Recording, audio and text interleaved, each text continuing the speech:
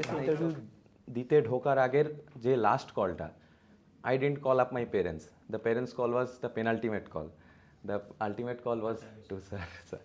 তো স্যার সেখানে অনেক বুস্টও দিয়েছেন এবং সত্যি বলতে আই উইল সে স্যার, আমার যদি যে সার্ভিসই আমি ফাইনালি ল্যান্ড আপ করি না কেন, sir will be much senior to me in anything.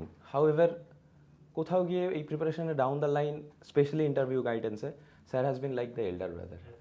I will definitely say that. Firstly, following one standard textbook is very essential for every subject.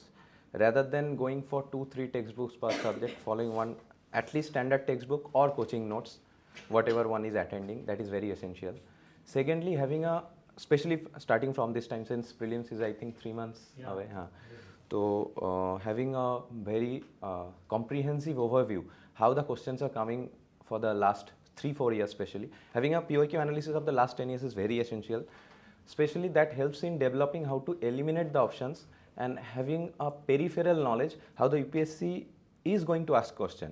And often there has been some kind of tricks and tips, though they are not 100% full. এই যে ছোট ছোট জিনিসগুলো, এইগুলোর জন্য কিন্তু POQ analysis এই time থেকে শুরু করে topic wise as well as paper wise very essential.